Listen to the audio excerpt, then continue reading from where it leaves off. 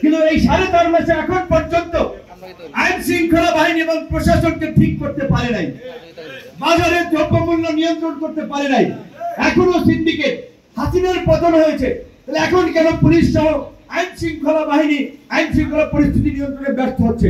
কেন বাজারে এখনো সিন্ডিকেট চলে? এখনো তারা নিয়ন্ত্রণ করতে পারছে না। কারণ আমরা দেখতে পাচ্ছি উপদেষ্টা পরিষদে যারা আছে অধিকাংশ অনভিজ্ঞ, রাষ্ট্র পরিচালনায় তাদের ধারণাও কম। তারা হতে পারে এক একজনের বড় বড় প্রতিষ্ঠানে চাকরি করেছেন। রাষ্ট্র একটা রাজনৈতিক প্রতিষ্ঠান, রাজনৈতিক প্রতিষ্ঠানে রাষ্ট্র পরিচালনায় রাজনীতিবিদদেরকে অগ্রাধিকার দিতে হবে। আমরা ডক্টর মোহাম্মদ ইউনূসের সরকারকে সমর্থন দিয়েছি, সমর্থন দিয়ে যাব। তাদের প্রতি আবদার নিয়ে বলছি, তাদেরকে টেনে হিচ্ছেন আমাদের জন্য, আবদার নিয়ে বলছি যে আপনারা যেই ভাবে এগিয়ে চলছেন এইভাবে আপনারা নিজেরাও ডুববেন, আমাদেরকেও ডুবাবেন, দেশকেও ডুবাবেন।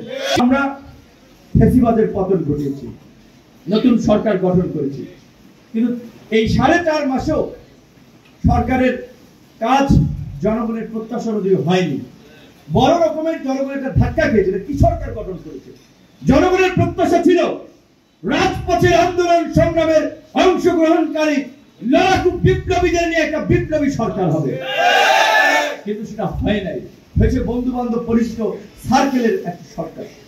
তারপরে আমরা ওয়েলকাম করেছি প্রশাসনের মধ্যে যে দলদাস মনোবৃত্তি, প্রশাসনের মধ্যে যে দলীয় দৃষ্টিভঙ্গি, সেই দৃষ্টিভঙ্গির পরিবর্তন হয় নাই। পুরো প্রশাসনকে ঢেলে সাজাতে হবে, বাজার নিয়ন্ত্রণ করতে হবে।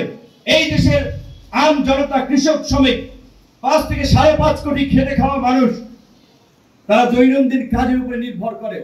চালের দামটা বেড়ে গেলে তাদের কষ্ট হয়, পেঁয়াজের দাম, ডালের দাম, আলুর দাম বাড়লে তাদের গায়ে আঘাত লাগে। কাজে যদি তাদের এই পেটে আঘাত লাগে, তাদের ক্ষুধা নিবারণ যদি না হয়, তাহলে কোনো থিওরি দিয়ে, তত্ত্ব দিয়ে মানুষকে শান্ত করা যাবে না। এই যে রাষ্ট্র সংস্কার, এগুলো জনগণ মানবে না যদি আমরা বাজার নিয়ন্ত্রণ করতে না পারি, বেকারত্ব নিরসনে নতুন কর্মসংস্থান সৃষ্টি না করতে পারি, আইন শৃঙ্খলা বাহিনী যদি স্বাভাবিক করতে না পারি। কিন্তু সরকার এখন পর্যন্ত এখানে পারছে না। তারপরে আমরা বলছি যে আমরা আরো কিছুদিন ধৈর্য ধরতে চাই। আজকে আমরা রাজনীতিবিদদের দুর্নীতি, লুটপাটের কথা বলছি, হাসিনার ফ্যাসিবাদের কথা বলছি। হাসিনার ফ্যাসিবাদ হওয়ার জন্য সবচেয়ে বড় দায়ী দেশের আমলাতন্ত্র, এই প্রশাসন। এসপি বলেন, ডিসি বলেন, তারা তো বহাল তবিয়তে আছে। আওয়ামী লীগ, ছাত্রলীগ, যুবলীগ দলের দেশ ছাড়ছে, তাদের অনেকের বিরুদ্ধে মামলা আছে, গ্রেপ্তার হয়েছে। কয়েকজন এসপি ডিসি গ্রেপ্তার হয়েছে, কয়েকজন ইউনো ওসি গ্রেপ্তার হয়েছে। এই ইউনো ওসি, এসপি ডিসিরা তো হাসিনার আকাম কুকামের সহযোগী ছিলেন। কাজী হাসিনার বিচারের পাশাপাশি প্রশাসনের মধ্যেও যারা, সরকারি কর্মকর্তা কর্মচারীদের মধ্যেও যারা ফ্যাসিবাদের দোষর ছিলেন, ফ্যাসিবাদের সহযোগী ছিলেন, তাদেরকে ন্যূনতম বিচারের মুখোমুখি অবশ্যই করতে হবে।